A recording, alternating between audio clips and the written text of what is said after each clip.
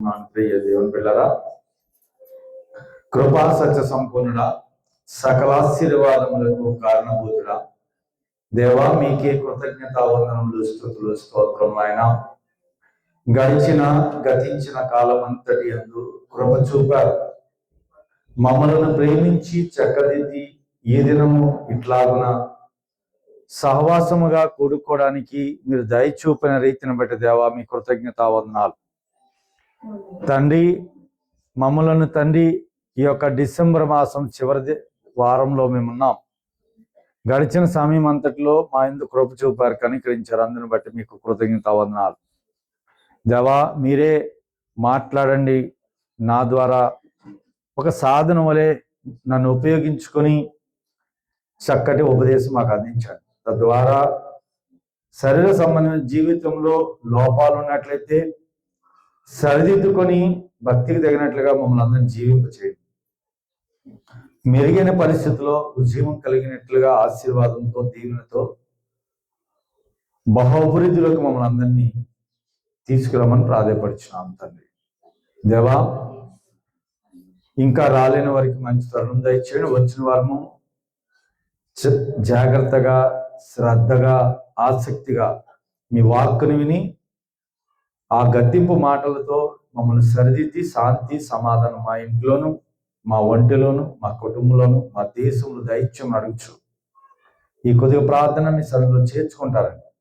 మీ ప్రియపుత్రుడు మా రక్షకుడు యేసు క్రీస్తు వారి యొక్క దివ్య నామం అడుగుచున్నాం మా పరమ తండ్రి, ఆమేన్. అందరికీ వందనాలండి. ప్రియాతి ప్రేమ దేవుని బిడ్డలారా, ఈ యొక్క 85వ కీర్తన మనం చూసినట్లయితే, నీవు నీ దేశము ఎడల కటాక్షము చూపి ఉన్నావు, చెరగిపోయిన యాకోబు సంతతి నీవు వెనకకు రప్పించున్నావు. ఇది ఈ యొక్క కీర్తన కోరావు కీర్తనగా మనకు కనబడతా ఉంది. కోరావు కీర్తన కోరావు రాసిన కీర్తనగా మనకి కనబడతా ఉంది. ఎందుకు కోరాహు ఆ సమయంలో దేవునితో మాట్లాడుతున్నప్పుడు ప్రత్యేకించి ఏ సమయాన్ని దృష్టిలో ఉంచుకొని రాశాడో మనకు తెలియదు, కానీ న్యాయాధిపతుల గ్రంథంలో రాసి ఉన్న కొన్ని వివిధ సంఘటనల గురించి రాసి ఉండొచ్చు అనేది మనకి ఈ వాక్ అర్థమవుతా ఉంది. న్యాయాధిపతుల గ్రంథంలో ఉన్నటువంటి ఒక సంఘటన గురించి రాసినట్టుగా మనకి ఇక్కడ కోరాహు కనబడతా ఉంది. ఏమంటూ ఉన్నాడు? యెహోవా నీవు నీ దేశం ఎడల కటాక్షమును చూపి ఉన్నావు, చెరకపోయిన యాకోబు సంతతి నీవు వెనుకకు రప్పించున్నావు. అంటే ఎక్కడికైతే వారు వెళ్ళిపోయారో మరలా తిరిగి వేరే ప్రాంతానికి, అంటే చెరక అంటే వారికి ఉన్నటువంటి ఇబ్బందికర పరిస్థితుల నుంచి దేవుడు మరలా రప్పించినట్టుగా కనబడతా ఉంది. ప్రియాతి ప్రేమ దేవుని బిడ్డలారా, ఇదే 85వ కీర్తన దీనికి చేర్చి 42వ కీర్తన కూడా మనకి ఒక విషయాన్ని తెలియజేస్తా ఉంటుంది. 42వ కీర్తన ఒక వచనం చదువుకొని మరలా మనం ఇక్కడికి వద్దాం. 42వ కీర్తన ఎవరైనా తీసినట్లయితే 42వ కీర్తన చదవండి. దుప్పి నీటి వాగుల కొరకు ఆశపడినట్లు దేవా నీ కొరకు నా ప్రాణము ఆశపడుచున్నది. నా ప్రాణము దేవుని కొరకు తృష్టగొనుచున్నది. దేవుని జీవము గల దేవుని కొరకు తృష్టగొనుచున్నది. దేవుని సన్నిధికి నేను ఎప్పుడు వచ్చేదనో ఆయన సన్నిధి నేను ఎప్పుడు కనబడను. నీ దేవుడు ఏమాయనని వారు నిత్యము నాతో అనుచున్నట్టుగా. హృదయం బిడ్డలారా, ఈ 42వ కీర్తన కోరావు కీర్తన, 85వ కీర్తన కోరావు కీర్తన, ఈ 2 కీర్తనలు కోరాహు ఎందుకు రాశాడంటే న్యాయాధిపతుల గ్రంథంలో సంఘటన జరిగింది. ఆ సంఘటన ఏమిటంటే వీరు చెరకు వెళ్ళిపోయారు. చెరకు వెళ్ళిపోయినప్పుడు ఆ చెరకు వెళ్ళిన వారిని రప్పించే పరిస్థితిలో అక్కడ దేవుడు చేసిన సహాయాన్ని బట్టి మాట్లాడుతూ ఉండగా ఈ విషయం మనకు అర్థమవుతా ఉంటారు. ఏంటి దేవుడు సహాయం చేశాడు? వీరు ఎక్కడికి వెళ్ళిపోయారు? చెరకి వారు ఎక్కడికి వెళ్ళిపోయారంటే ఏ కారణం చేత ఐగుప్తు నుంచి కానానుకు నడిపించారో ఆ కానాను పరిస్థితికి వచ్చే ముందు యాకోబుకి యోసేపు ఎలాగైతే అక్కడ వేరే దేశంలోకి ఆ యొక్క దేశంలోకి వెళ్ళడానికి ముందు ఆ సంఘటనలన్నిటిని బట్టి ఇక్కడ మనకి విషయం అర్థమవుతా ఉంటుంది. అంటే కోరాహు జరిగిన పరిస్థితి. అంటే మనము కూడా చాలాసార్లు ఏం చేస్తామంటే దేవునిలో ఉండి బయటికి వెళ్ళిపోతాం, భక్తిలో ఉండి బయటికి వెళ్ళిపోతాం. లోక ఆశల మధ్య, శరీర కోరికల మధ్య, లేకపోతే భౌతిక విషయాల మధ్య తనమునుకులు అయ్యి అప్పుడప్పుడు హెచ్చరిక వచ్చినప్పుడు మనం ఏం చేస్తాం? వల్ల దేవునిలోకి వస్తాం. వీళ్ళకి జరిగిన యాకోబుకి సంతతికి జరిగినటువంటి ఆ పరిస్థితిని దృష్టిలో పెట్టుకొని ఈ యొక్క విషయాన్ని ఎత్తి చూపుతూ రాస్తా ఉన్నాడు, అంటా ఉన్నాడు. ఎందుకని అంటే దేవుని కోపం నిత్యము ఉండదు. ఒకవేళ కానీ అలా ఉంటే మనలో ఎవరూ కూడా జీవితవంతులం కాదు. దేవుని కోపము నిత్యము ఉంటే మనం ఎవ్వరూ కూడా అసలు ఏ రకంగా కూడా మన అర్హులం కాదు. భక్తిలో ఉండడానికి, దేవుని కృపలో నడిపించడానికి మనం ఎవరు కూడా అర్హులం కాదు. ఆ విషయం గురించి మనం ఇక్కడ మాట్లాడుతున్నాడు. నీ ప్రజల దోషమును పరిహరించి ఉన్నావు. ఏం చేశాడు ఆయన? తీసి పక్కన పెట్టేశాడు, పరిహరించున్నాడు. కింద చదువుతున్నాడు చూడండి, వారి పాపమంతయు కప్పివేసి ఉన్నాడు. అంటే కనబడకుండా ఏం చేశాడు ఆయన? ఈ యొక్క క్రిస్మస్ మాసం వచ్చింది, అందరూ క్రిస్మస్ క్రిస్మస్ క్రిస్మస్ అని చేస్తా ఉన్నారు. కానీ ఎక్కడికి వెళ్ళినా ఒక విచిత్రం ఆ కంటికి కనబడతా ఉంది. క్రిస్మస్ మాసంలో మాత్రమే క్రీస్తుని జ్ఞప్తికి తెచ్చుకున్నారు తప్ప మిగిలిన దినాల్లో ఆయనకి ఇవ్వవలసినటువంటి ఆధిక్యత ఎక్కడా కూడా కనబడల. అంటే యేసుక్రీస్తు వారు ఓన్లీ క్రిస్మస్కేనా పరిమితం? చెప్పండి. యేసుక్రీస్తు వారు ఓన్లీ క్రిస్మస్కేనా పరిమితం?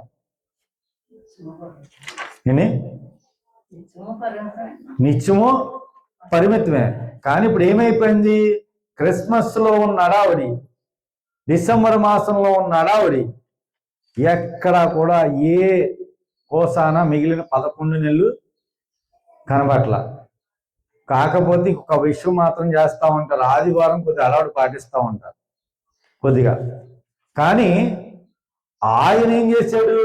కోపాన్ని చల్లార్చుకుని రక్షణకర్తగా భూలోకానికి వచ్చాడు. కోపాన్ని చల్లార్చుకుని. ఎందుకు చల్లార్చుకున్నాడటంటే నీ ప్రజల దోషమును పరిహరించి ఉన్నాడు, తీసివేశాడు. అసలు ఎందుకు వచ్చాడనే విషయాన్ని పక్కన పెట్టారు చాలా మంది. హ్యాపీ క్రిస్మస్, మేరీ క్రిస్మస్, పిల్లలతో నాటికలు మంచిదే, ఏంటంటే పిల్లల చేత చాలా చక్కగా ప్రోగ్రాం పెట్టిస్తున్నారు, మంచిదే. కానీ ఆయన వచ్చిన స్థితి ఏ కారణం చేత ఈ లోకానికి వచ్చాడు చెప్పండి? నశించిపోతున్న వారిని వెదకి రక్షించడానికి వచ్చాడు. అసత్యం ప్రబలిపోతుంది కనుక సత్యాన్ని స్థాపించడానికి వచ్చాడు. రాజ్య సువార్తను ప్రకటించడానికి వచ్చాడు. ఇంకేం చెప్పడానికి వచ్చాడండి? ఎవరైతే దేవుని మహిమను కోల్పోయారో ఆ మహిమను ఇవ్వడానికి వచ్చాడు. కానీ మనం ఏం చేస్తున్నాం? నశించిపోతానికి ఇష్టపడుతున్నాం. రాజ్య సువార్తను ప్రకటన చేయమంటే పక్కన పెట్టేశాం. బెత్లెహేములో ఇంకా పుట్టినటువంటి స్మరిస్తూనే మళ్ళా బెత్లెహేము మన సందడిని పాట పాడుకుంటా ఉన్నాం. ప్రతి వ్యక్తిలో ఎప్పుడైతే విశ్వాసం ఉంచావో అప్పుడే ఆయన వ్యక్తిలో యేసు జననం జరిగింది. యేసు జననం అంటే అది సామాన్యమైన శబ్దం కాదండి. అది భూమికి ప్రకంపనాలు వచ్చాయి, ఆకాశానికి ఒక రకమైనటువంటి ఓదార్పు కలిగింది, ప్రకృతి అంతా కూడా తన్మయత్తులోకి వచ్చింది. కానీ మనిషి మాత్రం ఇంకా బెత్లెహేములోనే ఉన్నాడు. ఇంకా ఎక్కడ ఉన్నాడండి? ఇంకా బెత్లెహేములోనే ఉన్నాడు.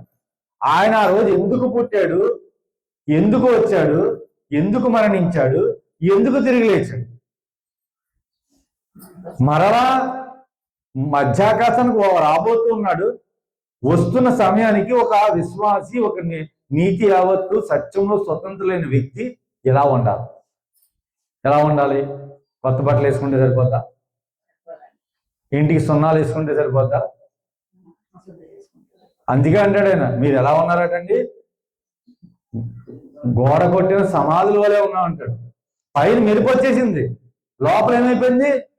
కుళ్ళిపోయింది. మరి మృతం దేహము లోపల సమాధి పెట్టి అలంకరించేస్తే చాలా బాగుంటది, వస్తారు, అందరు చుట్టూ తిరిగి వెళ్ళిపోతారు. లోపల ఉన్నది ఏమైపోయింది? అది పురుగులు పడేసింది. ఇప్పుడు నీ ఆంతర్యంలో ఏమైంది? పురుగులు ఉన్నాయి. నీ ఆంతర్యం ఏముంది? దుర్వాసన ఉంది. నీ ఆంతర్యం ఏముంది? దురాలోచన ఉంది. నీ ఆంతర్యం ఏముంది?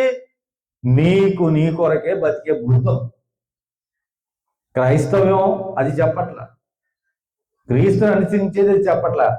యేసు జననానికి సంబంధించి అందుకని చూడండి, కింద అంటాడు, వారి పాపమంతయు కప్పివేసి ఉన్నారు. అని ఏం చేశాడంటే మన పాపాలన్నిటినీ కూడా కప్పివేసి కింద అంటా ఉన్నాడు చూడండి, నీ ఉగ్రత అంతయు మానివేస్తున్నావు. ఎందుకు మానేయండి? ఒక్క క్షణం భూమి మీద కానీ యేసుక్రీస్తు ప్రభువు రాకూడని పరిస్థితి వస్తే భూమి అంతా లయమైపోతుంది. గ్రంథం చెప్తాం. అంత కోపం వచ్చేసింది మనిషిని చెప్తే. కేవలం కుమారుడి యొక్క కృప మనల్ని ఏం చేసింది? దేవుని ప్రేమ వలన కుమారుడిగా రావాల్సి వచ్చింది. ఆ ప్రేమే కానీ నీ మీద, నా మీద, మానవుల మీద, నరుల మీద లేకుండా ఉంటే మన మధ్యకి కుమారుడిగా రాకుండా ఉండును. కుమారుడిగా ఆయన వచ్చాక కూడా, ఆయన సిలివేసాక కూడా, తిరిగి లేచాక కూడా ప్రపంచం మారకుండా ఉన్నప్పుడు ఆదరించడానికి వాక్కు మన మధ్యకు ఉండకపోను, పరిశుద్ధాత్మను మన మధ్య నివసించకపోను. ఆ ఉగ్రత కానీ వచ్చే పరిస్థితి అయితే, కానీ ఏం చేస్తున్నాడు? నువ్వు మారుతావు, నువ్వు మారుతావు, నువ్వు మారుతావు, నేను మారుతానని వాక్యం అనే వాక్కుని వెదజల్లుతా ఉన్నాడు సువార్తికుల ద్వారా, సేవకుల ద్వారా. ఇప్పుడు ఎక్కడ చూసినా వాక్యం లేదు. వాక్యం చెప్తా అన్న వారిని పక్కన పెడేస్తా ఉన్నారు. సంఘాల్లోకి రావట్ల. ఎందుకనంటే ఎంటర్టైన్మెంట్ ప్రోగ్రామ్స్ ఉండవు అక్కడ. ఎంటర్టైన్మెంట్ ప్రోగ్రామ్ ఉండకపోతే వీళ్ళకి నిలబడరు, విసుకొచ్చేస్తుంది. వాక్యం ఏంటని మనసు ఉంట్లా. కానీ ప్రియతమ బిడ్డలారా, ఎక్కడైతే వాక్యం ఉందో అక్కడే నీ జీవితం మెరుగైన పరిస్థితుల్లోకి వస్తుంది. జీవితము మెరుగైన స్థితిలోకి వస్తుంది. నీవు అనారోగ్య పరిస్థితుల్లో ఆరోగ్యకరమైన స్థితిలోకి వస్తుంది. యేసుక్రీస్తు ప్రభువు ఎందుకు వచ్చారు లేదండి? శరీరానికి రక్షణ కాదు, శరీరానికి రక్షణ కాదు, ఆత్మకి రక్షణ ఇవ్వడానికి వచ్చాడు. అందరూ ఏమనుకుంటున్నారు? ఆ సమాధుల వలె పైకి అలంకరించుకుంటా ఉన్నారు, లోన అంతర్యం అంతా కూడా కుళ్ళి కుళ్ళి కుళ్ళి కుళ్ళి కుళ్ళి చివరికి బోనులు మిగులుతున్నాయి. నీ ఆంతర్యం స్వభావ లక్షణాలు మార్చుకొని నువ్వేం చేయాలి? క్రీస్తు యొక్క స్వరూప్యంలోకి రాగలిగితే దేవుని చిత్తాన్ని నెరవేర్చడం అలవాటు. దేవుని చిత్తం నెరవేర్చాలి అంటే నీవులే కొవ్వొత్తు వెలిగించబడి కరిగిపోయినట్టుగా ఇతరులకు వెలుగు పంచడానికి కరిగిపోవాలి. అలా కరిగిపోవాలనే కాన్సెప్ట్ నే అర్థమవుతుందని ఆ క్యాండిల్ ప్రోగ్రాం పెడతారు. అర్థమవుతుందనే క్యాండిల్ ప్రోగ్రాం. టపా అందరు కొవ్వొత్తులు తీసేసుకుంటారు, వాళ్ళు ఎడ్డిస్తారు, అందరూ వెలిగిస్తారు, పాట పాడతారు, శుభ్రంగా భోజనం చేసి ఇంటికి వెళ్తారు. మళ్ళీ క్రిస్మస్ రావాలి. అసలు క్యాండిల్ ప్రోగ్రాం పెట్టింది దేనికి? వాక్యం ఉందా? మాట ఎక్కడ ఉందా? చేయమని లేదు. కేవలము వెలుగై ఉన్నటువంటి దేవుడిని అనుసరిస్తూ ఆయన లోకానికి వెలుగై ఉన్నాడు కనుక ఆ వెలుగు సంబంధిగా జీవించడానికి సూచన ప్రాయంగా నీకు ఒక పెద్దవారు ఎవరో దాన్ని తీసుకొచ్చారు. మనం ఏదో క్రిస్మస్ రోజు క్యాండిల్ పెట్టేసుకొని నేనేదో ఆ క్యాండిల్ వెలిగించి ఆ క్యాండిల్ నువ్వు పట్టుకొని నలుగురికి పని చేస్తే వెలుగు వచ్చేసిందా? చీకటి పోయిందా? నీ హృదయంలో, లోకంలో పోయి మాట్లాడతా, నీ హృదయంలో చీకటి పోయిందా? అందుకే అంటా ఉన్నాడు ప్రతి బిడ్డలారా, చాలా స్పష్టంగా మాట్లాడుతున్నమాట. నీ ఉగ్రత అంతయు మానివేసి ఉన్నావు, నీ కోపాగ్ని చల్లార్చుకుని ఉన్నావు. మా రక్షణకర్తకు దేవా మా వైపునికి తిరిగాడు. పాపం ఆయన తగ్గాడు తప్ప మనం తగ్గట్లా. అబద్ధం ఆడడానికి తగ్గట్లా, అన్యాయం చేయడానికి తగ్గట్లా, అక్రమార్జనకి తగ్గట్లా. స్వనీతినే పెంచుకుంటున్నాం, స్వబుద్ధినే పెంచుకుంటున్నాం. ఆయన పాపం తగ్గాడు. సృష్టికర్త తగ్గి స్పష్టమైనటువంటి సృష్టిని ఆరాధించకండి, సృష్టికర్తను ఆరాధించమంటే సృష్టికర్తను విడిచిపెట్టి మనం చేస్తాం. ఆ సృష్టిలో ఉన్న ప్రతిదానికి ముక్తం ఉన్నాం. ఆయన అంటా ఉన్నాడు, సృష్టిని స్మరించు, నువ్వు ఆ స్మరించి చివరికి మట్టిలోకి వెళ్ళిపోతావు. ఆయన ఎవరిని స్మరించమన్నాడు? ఒకసారి వచ్చిన చూద్దాం, మళ్ళీ మీకు వద్దాం, సబ్జెక్ట్ కాదు. రోమిల్ రాసిన పత్రిక 1వ అధ్యాయము, రోమిల్ రాసిన పత్రిక 1వ అధ్యాయము. సృష్టిని పూజిస్తే సృష్టిలో కలిసిపోతావు, సృష్టికర్తను పూజిస్తే దేవుడి మహిమలోకి వస్తావు. దేవుడి మహిమలోకి రావాలని ఆయన ఆ మహిమ కొరకే వచ్చాడు. మహిమా శరీరాన్ని ఇస్తాను అనేది అందుకనే. అక్కడికి వెళ్ళాలంటే, ఆ రాజ్యంలో ఉండాలంటే, ఆయనతో జీవించాలంటే ఈ దేహానికి లేదు అర్హత, కోల్పోయింది. మొట్టమొదట మహిమలోకి ఉండాలి, మహిమలో ఉండాలి. మహిమా శరీరం కావాలి. మహిమా శరీరం కావాలని నీతిలో జీవించాలి. మహిమా శరీరం కావాలని భక్తిలో ఉండాలి. మహిమా శరీరం కావాలని వెలుగు వలె కరిగిపోవాలి. మహిమా శరీరం కావాలంటే ఏ కారణం చేత అబద్ధం ఆడుకోండి. మహిమా శరీరం కావాలంటే యథార్థత కనపరచాలి. మహిమా శరీరం కావాలని పవిత్రంగా జీవించాలి. మహిమా శరీరం కావాలంటే నిన్ను నీ వలే కాకుండా క్రీస్తు వలె జీవించడం నేర్చుకోవాలి. స్వనీతిని ఆధారం చేసుకుంటాం మనం. స్వనీతి అంటే ఏంటి? మన మనసు ఏం చెప్తే అదే పాటిద్దాం. కనుక అదిగా అంటే చూడండి, రోమిల్ రాసిన పత్రిక మీకు చాలాసార్లు చదివించిన వ్యక్తి మరొకసారి చదువుతుంది. కానీ ప్రజలను పెట్టారు 1వ అధ్యాయము, రోమిల్ రాసిన పత్రిక 1వ అధ్యాయము 24వ వచనం నుంచి మీరు జాగ్రత్తగా చూస్తే 2 వచనాలు. ఈ హేతు చేత, హేతు అంటే ఏంటి? ఈ మంచి చేత అంటే ఏంటి? ఈ మంచి చేత అంటే పైన ఏదో జరిగింది. పైన ఏం జరిగింది? పైకి 1-2 వచనాలు పైకి వెళ్తే 22 అంటాడు, వారి అవివేక హృదయం అంధకారమై. ఏమైందట? హృదయం చీకటి వచ్చేసింది. ఎలా వచ్చింది? ఎందుకు వచ్చింది చెప్తా ఉన్నాడు. వారి అవివేక హృదయం అంధకారమైన తాము జ్ఞానులు అని చెప్పుకొనొచ్చు. స్వనీతి సాధించుకోవడం అంటే నేను చెప్పిందే కరెక్ట్, నేనేం చెప్తున్నా అది కరెక్ట్, మీకు ఎలా తెలిసిన కరెక్ట్ అని. నేను కరెక్ట్ అని మీకు ఎలా తెలుసు? వాక్యం చూడాలి. నేను ఉన్నది చెప్తున్నానా, అబద్ధం చెప్తున్నానా, సత్యం చెప్తున్నానా, అసత్యం చెప్తున్నానా, గ్రంథంలో ఉన్నది చెప్తున్నానా, కల్పించి చెప్తున్నానా. అందుకని కల్పనా కథల వైపు తిరగద్దు అంటాడు. అంచె దినాల్లో నేనే చేసిన వస్తారు, సూచక్రియలు చేస్తారు, అద్భుతాలు చేస్తారు. చెప్పాడు కదా ఆయన, ముందే చెప్పాడు. కానీ నేనే చేసిన అనేటువంటి అబద్ధ బోధకులు వస్తారు, అద్భుతాలు చేస్తున్నట్టుగా చూపిస్తారు. సూచనలు ఇంక లేవు. యోనా తిరిగి లేచాడు, దేవుని కుమారుడు తిరిగి లేచాడు, ఇంక సూచనలు లేవు. నీ సూచన ఏంటి? నువ్వు మారడమే సూచన, మారుమనసు తెచ్చుకోవడమే సూచన, భక్తిలో ఉండడమే సూచన, విశ్వసించడమే సూచన, క్రీస్తు ద్వారా జీవించడమే సూచన. అదే అద్భుతం. మనం ఏం చేస్తున్నాం? పైకి మేకప్ వేస్తున్నాం, లోన ఏం చేస్తున్నాం? కుళ్ళు శుద్ధం పెట్టుకుంటాం. చూడండి ఆ మాట కనిపిస్తుంది. 22 చదువు కంటిన్యూ. వారి అవివేక హృదయము అంధకారమైన తాము జ్ఞానులమని చెప్పుకొనొచ్చు, తాము జ్ఞానులమని చెప్పుకొనొచ్చు బుద్ధిహీనులరి వారు అక్షయుడగు దేవుని మహిమ. ఏ మహిమ అయితే మనం కోల్పోయామో ఆ మహిమలోకి నేను తీసుకురాలని మహిమా శరీరాన్ని ఇస్తానని ఆయన వస్తూ ఉంటే మన స్వనీతిని ఆధారం చేసుకొని మహిమకి వెళ్లకుండా ఆయనకే మహిమ చెల్లించలేకపోతాం. చదువునాను. క్షయమగు మనుషుల యొక్కయు అంటే మన చేతులతో చేసే వస్తువుల యొక్కయు, ఇంకా పక్షులు పెట్టుకోవడం, ఇంకేమన్నాడు? చతుష్పాద జంతువుల యొక్కయు, పురుగుల యొక్కయు. ఇప్పుడు ఏం చేస్తున్నాం? మనం చేతులతో బొమ్మను చేసుకుంటున్నాం, లేకపోతే లోకంలో ఉన్న జీవరాశుల్లోకి ఆధారం చేసుకొని వాటి వైపు మొక్కుతా ఉన్నాం. సృష్టికర్తను స్మరించకుండా సృష్టిని పూజించే పరిస్థితి వచ్చేసి. సృష్టికర్తను ఎందుకు స్మరించాలి? ఆయనే ఒక్కడు. చేయలేదు. మునుపటి తరం వారు ఎవరూ చేయలేదు. ఎందుకంటే మలాఖీ గ్రంథం చదువుతా ఉంటే, ప్రవక్తలు 5 గ్రంథాలు చదువుతా ఉంటే ఆనాటి ప్రజల పరిస్థితి చాలా భయంకరంగా ఉంది. మన పాటలు పాడుతాం, ఇశ్రాయేలు సైన్యమునకు ముందు నడిచిన దైవమా, నేడు మాతో కూడా నుండి మమ్ము నడిపించుమా. పాట పాడతాం. ఆయన నడిపించడానికి ఆయన శరీరంగా మన మధ్యకి వచ్చి వాక్య రూపం మన మధ్య ఉంటే, ఆనాడు ఇశ్రాయేల్ ప్రజలతో నడిచినప్పుడు వారు ఎంత ఉన్నప్పటికీ పాపమే చేయడానికి ఇష్టపడ్డారు. ఎన్నిసార్లు గద్దించాడు ఇంక వీళ్ళ వల్ల కావదని ఏం చేశాడంటే, మలాకీ గ్రంథానికి ఈ యొక్క మత్తయి సువార్తకి 400 సంవత్సరాలు దేవుడు విడిచిపెట్టాడు. తెలుసండి, 400 సంవత్సరాలు విడిచిపెట్టాడు. ఆ విడిచిపెట్టడానికి కారణము ఎందుకనుకుంటున్నారు? మళ్ళా మీకు ఆ కారణం చెప్తాను. 24 కంటిన్యూ చేద్దామా.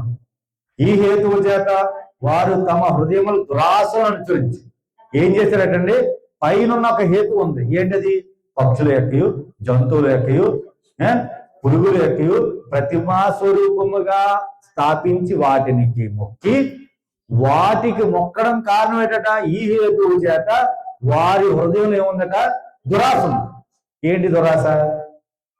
వారి స్వనీతిని సంపాదించుకొని స్వనీతిని స్థాపించడం. దురాశను పెట్టుకొని ఏం చేస్తున్నారట? తమ శరీరము పరస్పరము అవమానపరుచుకున్నట్లు ఇలా పెట్టి కొరడంతో కొట్టుకుంటారు. అర్థమవుతుంది మీకు? కొట్టుకొని చీల్చుకొని ఏదో భక్తి చేస్తున్నట్టుగా చూపిస్తారు. ఆయన ఏమంటున్నాడు? ఒరే, పైన కాదురా, లోపల మారు. పైన నువ్వు చీల్చుకున్నంత మాత్రం నీ ఆంతర్యంలో గుణం మారదు. నీ దేహానికి కాల్చుకుని వాతలెట్టుకున్నంత మాత్రం నీ ఆంతర్యంలో స్వభావం మారదు. నీ యొక్క నడవడిక మారదు. నీ మాట మారదు. మారాలి అంటే నువ్వేం చేయి అది చెయ్యి అని కింద చెప్తా ఉన్నాడు. చూడండి, పరస్పరము అవమానపరుచుకున్నట్లు దేవుడు వారిని అపవిత్రతగా అప్పగించును. అట్టివారు దేవుని సత్యమును అసత్యమునకు మార్చి సృష్టికర్తకు ప్రతిగా స్పష్టమును పూజించి ఏం చేస్తున్నారటండి? మనం ఏం చేస్తుంటాం? మనం కూడా అదే పని చేస్తున్నాం. యావత్తు సృష్టి అంతా ఒకరోజు లైవ్ అయిపోతా ఉంది. చాలా మంది ఫోటోలు పెట్టుకుంటా ఉంటారు యేసుక్రీస్తు ప్రభు. అసలు యేసుక్రీస్తు ప్రభు నీ ప్రపంచంలో బైబిల్ ఎక్కడైనా ఇలా ఉన్నాడని చెప్పిందండి? ఎక్కడా లేదు. సైతాన్ గాడు ఎలా మోసం చేస్తున్నాడు చూడండి. అపవాది గాడు ఎలా మోసం చేస్తున్నాడు చూడండి. ఎక్కడైనా ఈ యావత్ ప్రపంచంలో యేసుక్రీస్తు ప్రభు వారు ఇలాగే ఉన్నారని ఎక్కడన్నా ఏ గ్రంథం చరిత్ర చెప్తుందా? పరిశుద్ధ గ్రంథం లేదు, రాసి లేదు. చరిత్ర చెప్తుందా? లేదు. ఎవరో అట సిలువేసేటప్పుడట ఆ రక్తం అంతా కారిపోయినప్పుడు ఆయన ముఖాన్ని తుడిచారట కొట్టేటి. ఆ గుడ్డ తుడిచినప్పుడు ఏమైంది? ఆయన ప్రతిబింబం పడింది. ఆ ప్రతిబింబం ఇప్పటికీ కూడా పలానా దగ్గర ఉన్నది. ఇది మన కళ్ళతో చూడండి, వాళ్ళు చెప్తే విన్నది. అంతే కదా? దానిని బట్టి కొంతమంది ఏం చేశారు? చిత్రకారులు ఊహించి ఆ బొమ్మను వేశారు. మనం ఏం చేస్తున్నాం? యేసును పూజించమంటే ఆ బొమ్మని పూజిస్తా ఉన్నాం. మనం పూజించవలసింది ఎక్కడ? ఆ బొమ్మన, నీ హృదయంలోనా? ఆయన అంటా ఉన్నాడు, హృదయ శుద్ధి గల వారు ధన్యులు, వారు దేవుని చూచింది. నువ్వు దేవుని చూడాలంటే నువ్వు హృదయాన్ని కడిగేసుకోవాలి. ఎలా కడుక్కుంటావు? సర్పేసి లేకపోతే గ్రైండర్లో వేసి, కొత్తగా వచ్చే మధ్య ఏంటి బట్టలు ఉతికేవి ఏంటిది washing machine, variety washing machine, దాన్ని వేద్దాం మన హృదయం తీసి శుద్ధి అయిపోద్దా? అంటావు. ఎలా శుద్ధి చేసుకుంటారటండి? కీర్తనకాడు అంటా ఉంటాడు, 119వ కీర్తన 9వ వచనం అంటాడు. కీర్తనకాడు ఎలా శుద్ధి చేసుకుంటారటండి? వాక్యం ద్వారా. యవ్వనస్తులు దేని చేత తన నడతను శుద్ధి చేసుకు? దేని చేత అంటే నడత మారాలన్న పాట పాడతావు. నడక మారిందని పాడతావా? నీ గుణం మారకుండా నడక మారితే సుఖం ఉంది. క్యాట్ వాక్ అని నడుస్తావా? లేకపోతే డాగ్ వాక్ అని నడుస్తావా? సరిపోద్దా? భక్తి వచ్చేద్దా? ఆంతర్యం మారాలి. అందుకని చదువున్నాను. దేని చేత యవ్వనస్తులు నడతను మార్చుకుంటారట? నీ వాక్యం చదివితే అన్నాడా? వాక్యం చెప్తే అన్నాడా? వాక్యము ప్రకటిస్తే అన్నాడా? జాగ్రత్తగా చూచుట వల్ల చూడాలి వాక్యము. ఒకవేళ నేను తప్పు చెప్పానా మీరు అక్కడ రాసుకొని ఎంత అయిపోయాక ఈ వచనం ఇలా చెప్పారండి, ఏంటి ఇది ఉందా? ఇది లేదా, ఇది కరెక్టా, ఇది కాదా అని అడగగలిగేటువంటి జ్ఞానం మీకు ఇస్తాడు దేవుడు. మీరు ప్రయత్నిస్తే. ఆదివారం వచ్చింది, ఆదివారం వరకు మళ్ళీ గూట్లో ఉంటుంది, మళ్ళీ ఆదివారం గబా చూసేస్తాం. మీకు చదువు రాదనుకుంటున్నారా? చదవలేనోడు ఈ ప్రపంచంలో ఎప్పుడు లేడు. మోగోడు కూడా ఇప్పుడు చదువుతున్నాడు. బాగా పెద్ద వయసు పూర్వ దినాల్లో ఆరుబయట కూర్చొని బాగా చదివినటువంటి బిడ్డలు ఉంటే వారి చేత చదివించుకునేవారు. ఎందుకని వీడు పెద్దవాడైతే ఏమవుతాడు? ఆ వాక్యం చదవడం వల్ల ఏమవుతాడు? మారుతాడు. ఓ రోజు మనం ఏం చేస్తాం? అందరం కలిసి టీవీ చూడడానికి ఇష్టపడతాం, అందరం కలిసి ప్రోగ్రామ్ చేయడానికి ఇష్టపడతాం, అందరం కలిసి వాక్యం చదువుతామా? బిడ్డలతో చదివిస్తామా? కనీసం ఒరే నాకు అర్థం కావట్లేదు, ఒక వచ్చిన చదవడం ఒక మాట ఏ రోజుల్లో మనం నోటండి వస్తుందా? మళ్ళా చదివిన వచ్చిన మీకు చదువుతుంది. 119వ కీర్తన 9వ వచనము. యవ్వనస్తులు దేని చేత తమ నడతను శుద్ధిపరచుకుందరు. శుద్ధి చేసుకోవాలి. శుద్ధి చేసుకుంటేనే నడత మారుతుంది, శుద్ధి చేసుకుంటేనే మాట మారుతుంది, శుద్ధి చేసుకుంటేనే బుద్ధి మారుతుంది, శుద్ధి చేసుకుంటేనే నీ ప్రవర్తన మారుతుంది, శుద్ధి చేసుకుంటేనే నీ చూపు మారుతుంది, శుద్ధి చేసుకుంటేనే నీ గుణం మారుతుంది, శుద్ధి చేసుకుంటేనే నీ లక్షణాలు మారుతాయి. శుద్ధి చేయకుండా పైనేమో తెల్లని వస్త్రాలు వేసుకొని, మెల్లో చిలువ వేసుకొని, నల్లని బైబిల్ పెట్టుకొని నీతి మాటలు మాట్లాడితే వచ్చేస్తుందా శుద్ధి? భక్తికి తగినట్టుగా నిన్ను నీ వాక్యం తగినట్టుగా జీవించడానికి శుద్ధి చేసుకోవాలి. చూడండి మళ్ళా రోమి పత్రిక వద్దాం. ప్రియజనం వెళ్ళ అట్టివారు దేవుని సత్యమును అసత్యమునకు మార్చి, వాక్యం చదవడం రాని ఏం చేస్తారు తెలుసండి? వాక్యం చదవడం రాని వారు చెప్పడం వారికి అనుకూలంగా మార్చుకొని దురాశల వలన అంటాడు. పైన చెప్పాడు కదా, దురాశల వలన ఏం చేస్తాడట? వారు అనుకూలంగా మార్చేసి చెప్తున్నాడు ఏంటంటే, ఏం చెప్తున్నాడు? అట్టి వారు దేవుని సత్యమును అసత్యమునకు మార్చి సృష్టికర్తకు ప్రతిగా స్పష్టమును పూజించేనా ఆగుతున్నారా? సేవించడం మొదలెడుతున్నారు. యుగముల వరకు ఆయన స్తోత్రాహారుడై ఉన్నాడు. ఆమె ఏం చేస్తున్నాం అంటే, మీరేనా నేనేనా? అసలైన విడిచిపెట్టేస్తున్నాం, అసలు ఆయన విడిచిపెడుతున్నాం, కానీ కొసలు నట్టుకుంటున్నాం. అదే మన భక్తి అనుకుంటున్నాం. అందుకే అన్నట్టు చూడండి, యేసు ఎందుకు ఈ లోకానికి వచ్చాడు ఇప్పటికీ ఎవ్వరికి అర్థం కాలేదు. ఎందుకని? ఎవరైనా బైబిల్లో ఉన్న విషయాలు 4 మాటలు చెప్తే అందరికీ నిద్ర వచ్చారు. అపవాది గారు తీసుకొస్తాడు, ఆవిడలో వచ్చేస్తారు. నీకైనా నీకైనా ఎవరికైనా ఎప్పుడైనా గమనించండి, గ్రంథాన్ని తీసి 4 మాటలు చెబితే అపవాది గారు వచ్చేస్తాడు. ఒకనొక సందర్భంలో యేసుక్రీస్తు ప్రభువు ఉన్నప్పుడు శిష్యుల్ని ఏర్పరిచే సమయంలో శిష్యులు ఏర్పరిచే సమయంలో ఆ శిష్యులు వచ్చి యేసుక్రీస్తు వారు చెప్తారు, ప్రభువా మేము దయ్యాలను వెలువడేస్తున్నాం, మేము ప్రార్థన చేసి అది పోతుంది, ఇది పోతుంది, అలా పోతుంది, ఇలా పోతుంది అని చెప్తా ఉన్నప్పుడు అక్కడ ఒక వచనం కనబడుతుంది. ఆకాశం నుండి మెరుపు తీగలా పడిందటండి సైతాన్ గడు. ఈయన నామ ఉచ్చరణ జరిగి అద్భుతాలు జరగడం ప్రారంభిస్తే ఆడికి ఏమొచ్చేసింది? ఆకాశం నుండి మెరుపు తీగలో వచ్చాడట. స్వయంగా యేసుక్రీస్తు ప్రభువు చెప్పినమాట ఆయనే చూసినట్టుగా మాట్లాడుతూ ఉంటాడు. అంటే నీవు నీతిగా జీవించి క్రీస్తు స్మరించి భక్తికి తగినట్టుగా రక్షణకర్తలు ఉన్నట్టుగా వాక్యము చెప్పడం ప్రారంభిస్తే అక్కడికి వచ్చి పడిపోతాడు. అక్కడ మీటింగ్ చేరనోడు వాళ్ళందరికీ నిద్ర వచ్చేస్తుంది, ఆవులు నిద్ర వచ్చేస్తుంది, గొడవలు సృష్టిస్తాడు, అనేక రకాలు. అది ఎంటర్టైన్మెంట్ ప్రోగ్రామ్ పెట్టమనండి, సినిమా పాటల్లో కలిపి మిక్చర్ పాటలు పెట్టమనండి, పోగోలు పెట్టమనండి, ఇంకోటి చేయమనండి. ఏమవుతుంది? నిద్ర ఉండదు, ఏముండదు, తెల్లవార్లు కూడా. అది మనం భక్తి అనుకుంటున్నాం. ఇప్పుడు ఏం చేస్తున్నాం మనం? సృష్టికర్తకు ప్రతిగా ఏం చేస్తున్నాం మనం? సృష్టికర్తను పక్కన పెట్టేసి ఏం చేస్తున్నాం? ఈ ఎక్కడి నుంచి వచ్చే సత్యానికి అడ్డగించేటువంటి దురాశ. అందుకే అంటాడు, ఎంత చేసినా వాళ్ళు అదే పని చేశారు. మన పూర్వీకులు, పితరులు, ఇశ్రాయేల్ ప్రజలు, యెరూషలేము ప్రజలు, యాకోబు సంతతి వారు, ఆనాడు ఉన్నటువంటి ప్రజలందరూ కూడా అదే పని చేశారు.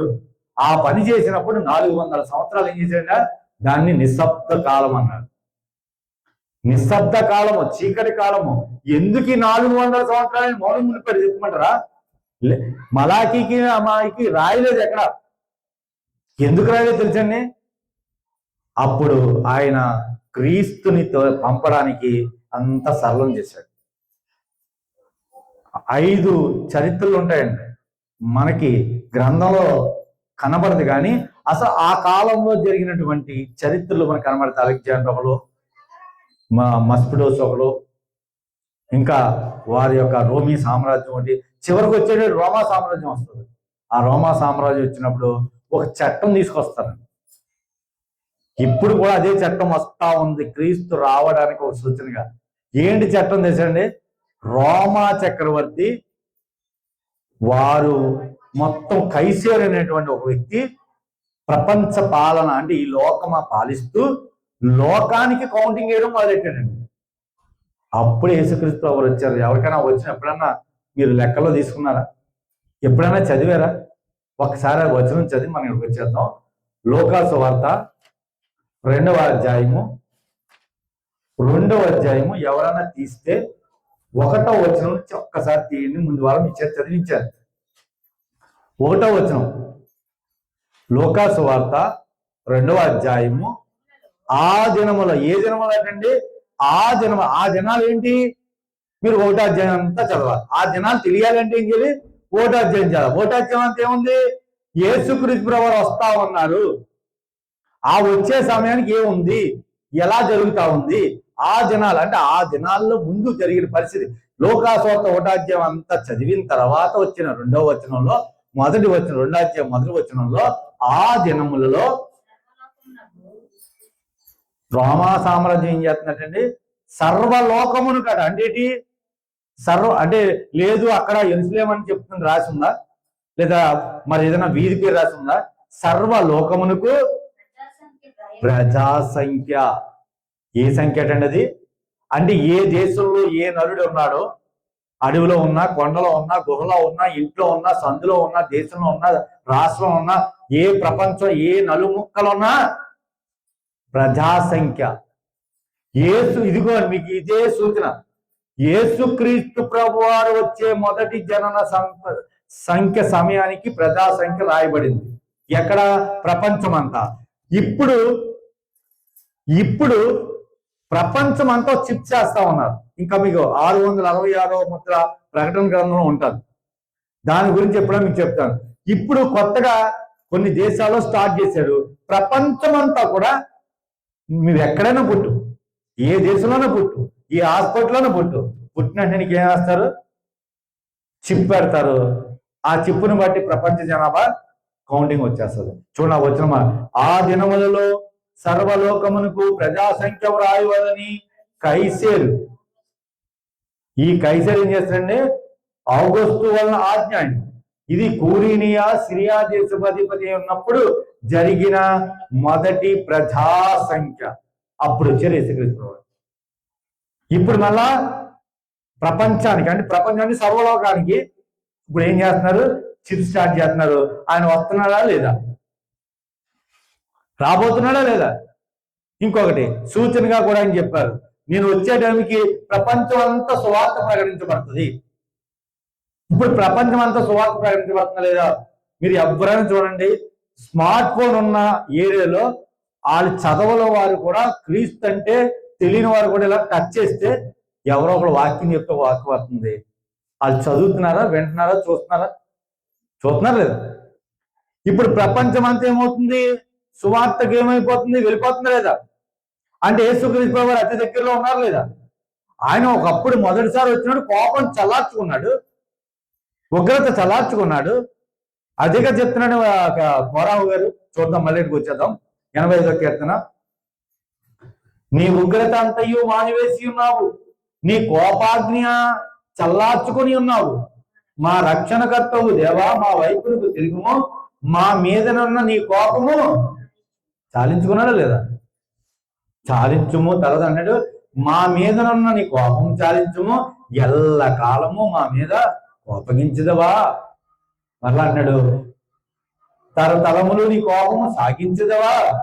నీ ప్రజలు నీ యందు సంతోషించినట్లు నీవు మరలా మమ్మును బ్రతికింపవా. బ్రతికించడం లేదా? ఏ పాటి వారు అండి మనం నీతిగా ఉన్నామని చెప్పడానికి, ట్యాగ్ పెట్టుకోవడానికి, పరిశుద్ధులు అని మనం కూడుకున్నది పరిశుద్ధులుగా కూడుకున్నామని ఏ ట్యాగ్లో ఏకీభవిస్తాం? ఒక విషయం ఎప్పుడు మనకు అర్థమవుతుంది, నాకు చెప్తా ఉన్నాడు చాలా క్లారిఫికేషన్. నీతిమంతుడు ఒక్కడు లేడు. పెద్ద పెద్ద మెసేజ్లు చెప్పినా ఏం చెప్పినా యావత్ ప్రపంచంలో నీతిమంతుడు ఆయన తప్ప ఇంకెవరు లేరు. లేదండి నేను 1,00,000 మందికి మెసేజ్ చెప్తానంటే యేసుక్రీస్తు కన్నా గొప్పవాడువా నువ్వు? యేసుక్రీస్తు కన్నా గొప్పవాడువా? వాక్యం ఏమంటుంది? నీతిమంతుడు ఒక్కడే లేడు. నేను మళ్ళా వచ్చినప్పుడు విశ్వాసం కనుగొందినా అంటాడండి. వాక్యమే కదా హెచ్చరించి. ఇవన్నీ వాక్యం ఉన్నాయి కదా. మనం ఏం చేస్తాం? మన వాక్యం చదవం. 10 సార్లు ఏం చేస్తామంటే చెప్పింది వినేసి వెళ్ళిపోతా ఉంటాం. అందుకే నన్ను నీ నడత మారాలన్నా, నీ ఉద్దేశం మారాలన్నా, నీ స్వభావం మారాలన్నా, నీ లక్షణం మారాలన్నా వాక్యము జ్ఞానించు. ఎంత జ్ఞానిస్తావో అంత భక్తిలోకి ఎదుగుతావు. అందుకే అంటాడు ప్రియదేవుని బిడ్డలారా, నీకు మహిమలో తీసుకురావడానికి వచ్చాడు. ఆ మహిమ లేదండి కనుక ఆ మహిమ ఇవ్వడానికి వచ్చాడు. ఆ మహిమ ఇవ్వాలంటే సత్యము నీకు తెలియాలి. సత్యము నీకు తెలియాలి. సత్యం తెలియాలంటే ఎలా తెలుస్తుంది? యోహాను సువార్త 17వ అధ్యాయం 17వ వచనం చూడండి. మళ్ళీ కీర్తన పద్యం. యోహాను సువార్త 17వ అధ్యాయం 17వ వచనం. యోహాను సువార్త 17వ అధ్యాయం 17వ వచనం. ఎవరైనా తీస్తే చదవండి. వారిని నీ వాక్యమే ఏంటంటే నీ వాక్యమే, నీ వాక్యమే సత్యము. నీవు నన్ను లోకమునకు పంపిన ప్రకారము నేనును వారిని లోకమునకు పంపితిని. వారును సత్యమందు ప్రతిష్ఠ చేయబడినట్లు వారి కొరకై నన్ను ప్రతిష్ఠ చేసుకొని యేసుక్రీస్తు ఎందుకు వచ్చారంటే ఆ క్లారిఫికేషన్ చూపిస్తాను. ఇదే యోహాను సువార్త 18వ అధ్యాయం 38వ వచనం ఉంది. ఎందుకు వచ్చాడైనా? 1 నశించిపోయిన వారిని వెతికి రక్షించడానికి, 2 చీకట్లో అంధకారంలో ఉన్న జీవితంలో వెలిగివ్వడానికి, 3 చూడండి చెప్తా ఉన్నాడు యోహాను సువార్త 18వ అధ్యాయం 38వ వచనము.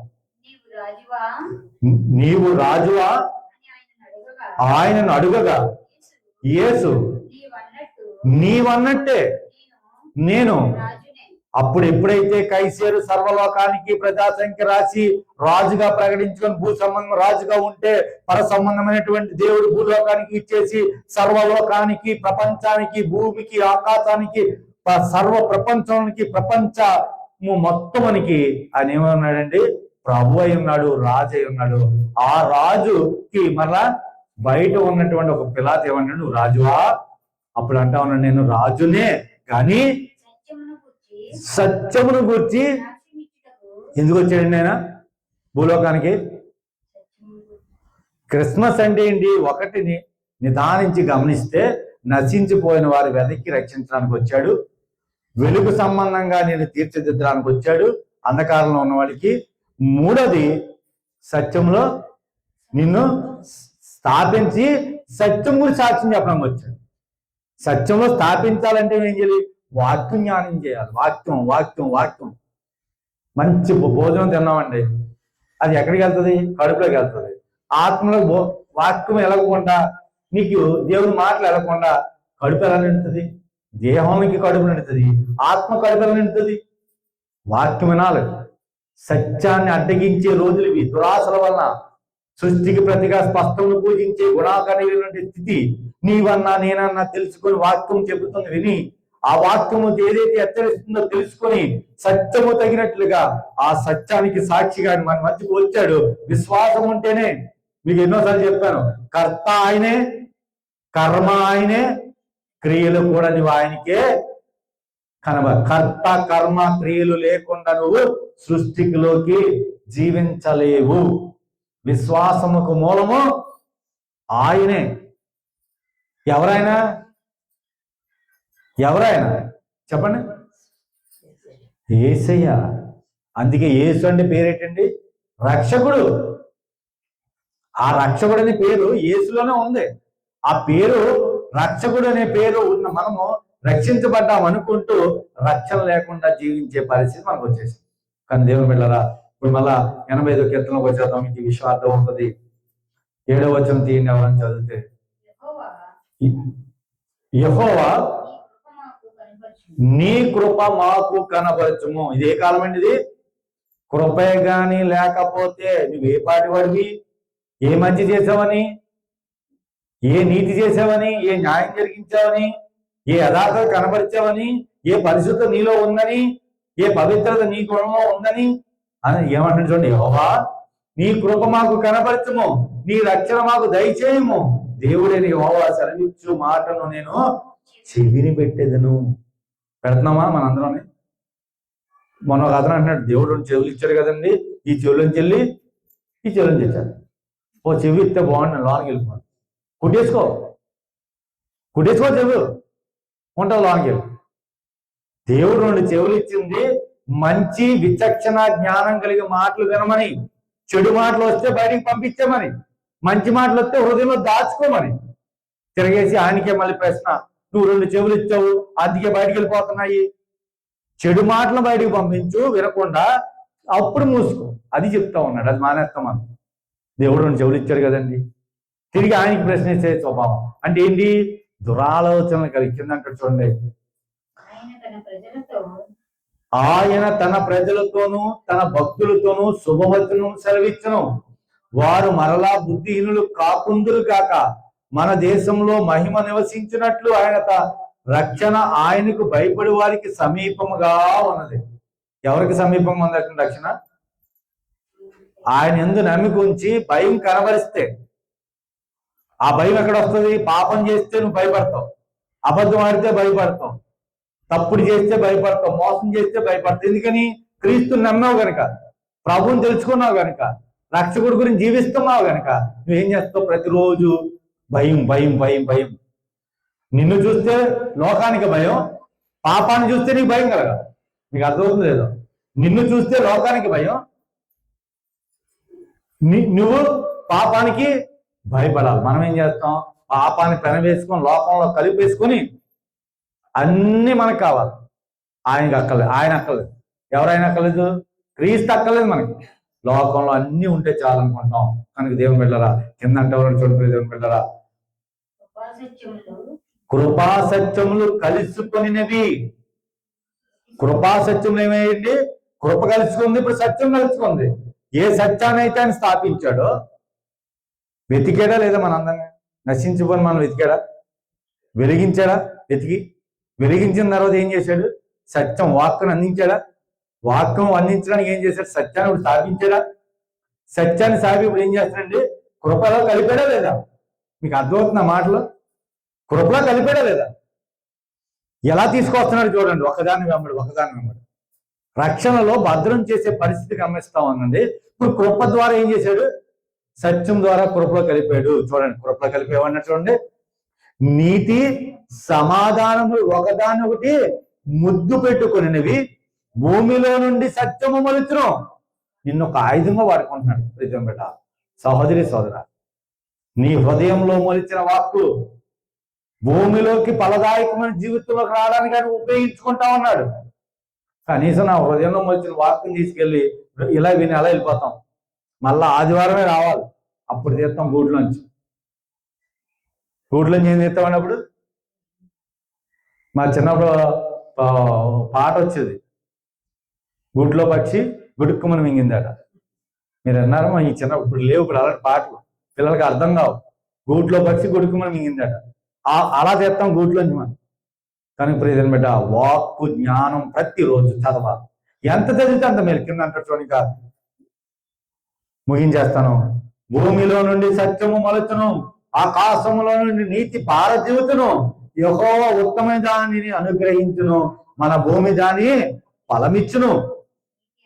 నీతి ఆయనకు ముందు నడుచును, ఆయన అడుగు జాలలో అది నడుచును. కానీ ప్రియమైన బిడ్డ, ఆయన అడుగులోకి వస్తేనే నీ అడుగు మారుతుంది. ఆయన అడుగులోకి వస్తేనే నీ అడుగు మారుతుంది. కనుక నీ పాపాలను విముక్తి చేయడానికి, నీకు విడుదల చేయడానికి, నిన్ను విమోచించడానికి నీ లోకానికి వచ్చాడు. ఒకటేమో నిదానించి పట్టుకున్నాడు, వెలిగించాడు. ఇప్పుడు ఏం చేశాడు? సత్యంలో వాక్కుని అందించాడు, సత్యం ద్వారా కృపలో జత కలిపాడు. కృపలో జత కలిపిన నీకు పాపం నుంచి చేశాడు, విముక్తి ఇచ్చాడు. పాపంలో విముక్తి ఇచ్చాడు. ఆ విముక్తి వలన పాపముల నుంచి నేను ఏం చేయడా రక్షించాడు. ఈ వచనం చదువుకు ముగించుకున్న ప్రజల బిడ్డలారా, 1 తిమోతి రాసిన పత్రిక 1వ అధ్యాయము 15వ వచనము. 1 తిమోతి పత్రిక 1వ అధ్యాయము 15వ వచనము. పాపులను రక్షించుటకు క్రీస్తు యేసు. యేసుక్రీస్తు వారు ఎందుకు వచ్చారండి? ఎందుకు వచ్చారు? నువ్వు స్టార్ పెట్టుకుంటావని, ఇంటికి సొన్న వేసుకుంటావని, ఒంటికి కలర్ వేసుకుంటావని, మేకప్ వేసుకుంటావని, లేకపోతే అనేక మాటలు ప్రజల్లోకి ఏమవుతుంది తెలుసండి? క్రైస్తవ్యం హేళన అయిపోయింది ఈరోజు. క్రైస్తవ్యం యూట్యూబ్లు, ఫేస్బుక్ ద్వారా హేళన అయిపోయింది. ఒకప్పుడు క్రీస్తు ప్రభుని నమ్మిన వారు ఎవరైనా వస్తే వారి మొక్కల నుంచి ఛాయ్ కనబడేదండి. పాస్టర్ గారు వస్తున్నారంటే గౌరవం ఉండేది, ఒక మర్యాద ఉండేది, ఆయనకు ఒక విలువ ఇచ్చేవారు. ఇప్పుడుందా? ఇప్పుడు ఆ విలువ ఇస్తున్నామా? ఆ గౌరవం ఇస్తున్నామా? ఆయనకి ఇవ్వాలి అంటే ఎక్కడి నుంచి వస్తుంది? ఎవరి వల్ల పోతుంది? అది ఎక్కడి నుంచి వస్తుంది? ఎవరి వల్ల పోతుంది? సేవకుల వల్లనే పోతుంది.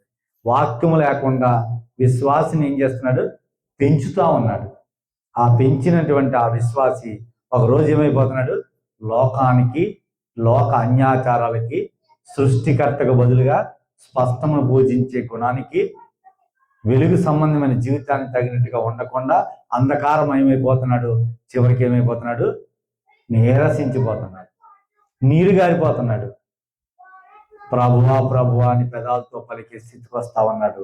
చూసేవారు అందరూ అనుకుంటున్నారు, లోకస్తులు ఆ సమాధి ఎలాగైతే పైన మెరిగించబడి లోన అంతర్యం కూలిపోయిందో, ఈ యొక్క నేటి విశ్వాసి, నేటి సేవకుడు, అది నేనైనా ప్రపంచంలో ఉన్న దేవుని నమ్మిన బిడ్డలు ఎవరైనా సరే, లోపలంతా ఏమైపోతుందండి?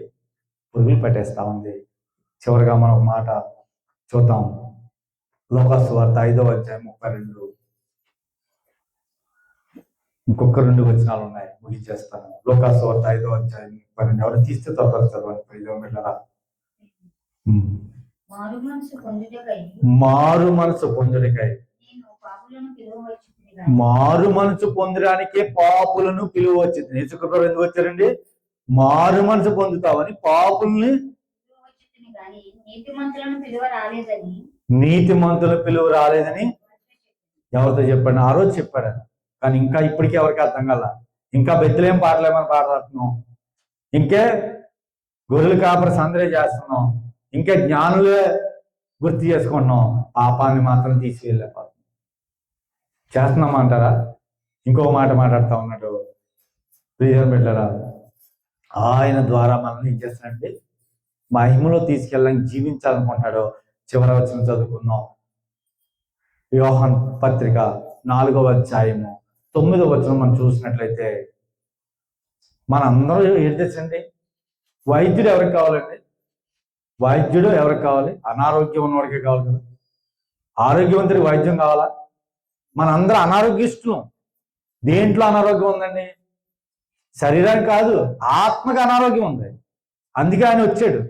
ఆ మాట కూడా యేసుక్రీస్తు ప్రభువు చెప్పారు. మాట మత్తయి 9:12 ఉంటుంది. ఇంటికి వెళ్ళి చదువుకోండి. 1 యోహాను పత్రిక 4వ అధ్యాయము. మనము ఆయన ద్వారా జీవించినట్లు దేవుడు తన అద్వితీయ కుమారుని లోకం ఎందుకు పంపించాడు? ఆయన అసలు జీవించడానికి పంపించాడు. మనం ఏం చేస్తున్నాం? క్రిస్మస్ రోజు క్రిస్మస్ చెయ్యొద్దని నేను అంటలేదండి, చెయ్యండి, కానీ వాక్యం చెప్పండి. కొవ్వొత్తులు వెలిగించద్దని చెప్పట్లా, అది అన్యాచారంగా తీసుకెళ్ళదు. వెలిగించబడినట్టుగా జీవించమని హెచ్చరించాలి. స్టార్ పెట్టద్దని అంట్లా. స్టార్ క్రైస్తవ్యానికి నీవు సూచనగా ఉన్నావు కనుక నీ క్రియలు కూడా ఉండాలి.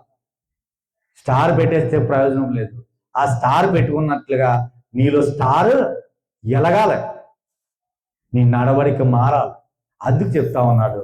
ఏమంటాడంటే మనం ఆయన ద్వారా జీవించి ఆయన ద్వారా జీవించారు. మళ్ళీ మరొకసారి చదువునా, యోహాను 4:9. మనము ఆయన ద్వారా జీవించినట్టు దేవుడు తన అద్వితీయ కుమారుని లోకంలోనికి పంపింది. దీని వలన దేవుడు మన ముందుంచిన ప్రేమ ప్రత్యక్షపరచబడింది. మనం దేవుని ప్రేమించిన గాని తానే మనల్ని ప్రేమించి మన పాపములకు ప్రాయశ్చిత్తమై ఉండుటకు తన కుమారుని పంపింది. ఇందులో ప్రేమ ఉన్నది. ఏముందటండి? ప్రేమ ఉందగనికే దిగాడు. ఆ ప్రేమను మనకి చూపించడానికి దిగాడు. ఆ ప్రేమ కొరకు ఏం చేసినాడు? అద్వితీయ కుమారుడిగా మన మధ్యకి వచ్చాడు. అది క్రిస్మస్ అంటే. వెలిగించబడినట్టు జీవించడానికి అది క్రిస్మస్ అంటే. మనం ఏం చేస్తున్నామంటే ఇంకా రోగిష్లాగా సమాధులు అలంకరించినట్లుగా ఉంటది. కనుక మత్తయి సువార్త 9, 12, 13 చదువుకు ముగించేసుకున్నాం. దేవుని బిడ్డలారా, మత్తయి సువార్త 9వ అధ్యాయము 12, 13 వచనాలు ఎవరైనా తీస్తే, 9వ అధ్యాయము 12వ వచనము, ఆయన ఆ మాట విని రోగులకే గాని ఆరోగ్యం గల వారికి వైద్యుడు అక్కర్లేదు కదా, అయితే నేను పాపులను పిలువచ్చింది కానీ నీతిమంతులను పిలువ రాలేదు కనుక కనికరమునే కోరుతున్నాను కానీ బలిని కోరం అని వాక్య భావం ఏంటో మీరు వెళ్ళి నేర్చుకోండి. నేర్చుకుందామా? ఈ యొక్క డిసెంబర్ మాసంలో, ఈ యొక్క క్రిస్మస్ పర్వదినాల చివరి దినాల్లో వాక్యం ఏమైతే చెప్తా ఉందో దాన్ని తగినట్టు జీవించడానికి తీర్మానించుకున్నాం. ఆ తీర్మానం తగినట్టుగా 2026 నుంచి మన జీవితాల్ని వెలుగు సంబంధాలుగా నిదానించి క్రీస్తు స్వారూప్యంలో కృపచేత జత చేయబడ్డాం. దేనికి? సత్యానికి. ఆ సత్యంలో జతపడిన మనము ఆయనతో జీవించడానికి మరణించిన తిరిగి లేద్దాం అని వస్తా ఉన్నాడు. నీకు మహిమ శరీరం ఇస్తాడు. ఆ మహిమ శరీరం కావాలంటే నువ్వు మహిమలోకి వెళ్ళాలి. ఆ మహిమలోకి వెళ్ళాలంటే మహిమ శరీరం ఉండాలి. ఆ మహిమ శరీరం ఉండాలంటే ఒక క్రమము, ఒక స్థిరము, ఒక నియమము, ఒక జీవితానికి అనుసంధానం చేసుకొని నువ్వు ఒక్కొక్క అడుగు ఎదగాలి. కనుక కళ్ళు మూసుకుని ప్రార్థన చేసుకున్నాం. పరిశుద్ధుడా, ఘనమైన దేవుడా, మీ కృతజ్ఞత ఉన్నారు తండ్రి. మనం ఎంతగానో ప్రేమించారయ్యా. మరి ఈనాటి దినము మమ్మల్ని హెచ్చరించిన విధానం బట్టి మీ కృతజ్ఞత ఉన్నారు. మమ్మల్ని నిదానించి చూశారు. దానిలో ఉన్న లోపాలను పక్కన పెట్టి ప్రేమను కనబరిచారయ్యా. ఆ ప్రేమ చూస్తే ఈ ప్రపంచంలో మా ప్రభా ఏది కలదు. ఈ కృప చేత మమ్మల్ని సత్యంలో జత చేసావు. వెలిగించబడిన మాకు మారమని తగినట్టుగా జీవించమన్నావు. అందుని బట్టి కృతజ్ఞత ఉన్నారు తండ్రి. నడక మార్చుకున్నట్టుగా ఉన్నామన్నావు. మాట మార్చుకోమంటున్నావు, బుద్ధిని మార్చుకోమంటున్నావు, చూపుని మార్చుకోమంటున్నావు, గుణాన్ని మార్చుకోమంటున్నావు. ఇవన్నీ పైకి కాదు, లోపల ఆంతర్యంలో బాగుపడాలని కోరుచున్నావు దేవా. అందుని బట్టి మీ కృతజ్ఞత ఉన్నారు. స్తుతులు స్తోత్రాలయ్యా. ఎన్నోసార్లు అయ్యా మమ్మల్ని ప్రేమించారు. ఆ ప్రేమ బట్టే మమ్మల్ని తండ్రి ఇలాగా ఈరోజు ఇలా ఉన్నాం. అందుని బట్టి మీ స్తుతులు స్తోత్రాలు తండ్రి. దేవా, మరలా వచ్చే ఆదివారం, మరలా వచ్చే ప్రతిరోజు కొరకు తండ్రి, ప్రతిరోజు నిన్ను స్మరిస్తూ నిన్ను పూజిస్తూ నిన్ను గణపరుస్తూ దేవా మిమ్మల్ని కీర్తించుకుని ఆడ భాగ్యం దైత్యం అడుగుచు విన్న వాక్యం ద్వారా మా జీవితాల్లోకి ఫలదాయకమైన జీవితాన్ని మాకు అందించమని, తద్వారా మెరుగైన స్థితిని మాకు దైత్యం అడుగుచు నజరేయుడు యేసుక్రీస్తు వారి యొక్క దివ్య నామమున అడుగుచున్నాము పరమ తండ్రి. ఆమేన్. అందరికీ వందనాలు.